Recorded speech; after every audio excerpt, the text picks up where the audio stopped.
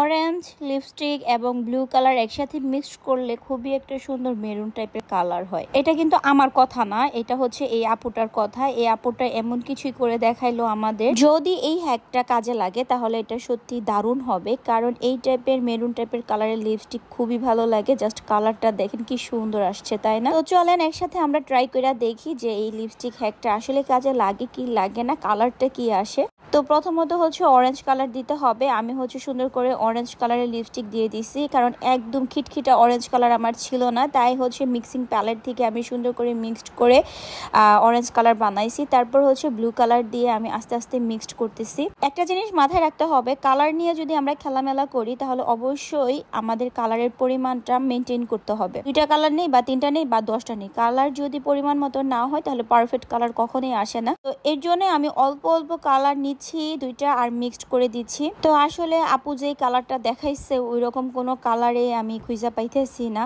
তাই আমি এখনো অরেঞ্জ ব্লু 2টা একটু একটু করে নিতেছিলাম আর মিক্সড করতেছিলাম। ফাইনালি মনে হচ্ছে কিছু একটা কালার হচ্ছে, মানে কিছু একটা কালার আমি পাইতেছি। খিটখিটা কালারের থেকে খুবই একটা ব্রাউনি শেড চলে আসছে। তারপর পারফেক্ট ব্রাউন শেড আমি পাই নাই, এর জন্য ভাবলাম যে আর একটু কালার মিক্সড করা যায়। এর জন্য ব্লু আর অরেঞ্জ 2টাই মিক্সড করতেছি। তো এখন আমার কাছে যেটা মনে হইতেছে যে আমি মনে হয় পারফেক্ট একটা শেড পাইছি, কিন্তু আপুটা যেটা দেখাইছে ওইটা না। আমি একদম ব্রাউনি একটা শেড ফাইনালি খুঁজে পাইলাম, আর এই লিপস্টিক শেডটা অসম্ভব সুন্দর। আমার খুবই পছন্দের একটা শেড, ব্রাউন শেড। তো আপু যেভাবে দেখাইছে ওইটা কিছুই হয় নাই, মেরুন কালার তো পাই নাই, কিন্তু পারফেক্ট একটা শেড খুঁজে পাইছি আমি, একদম পারফেক্ট।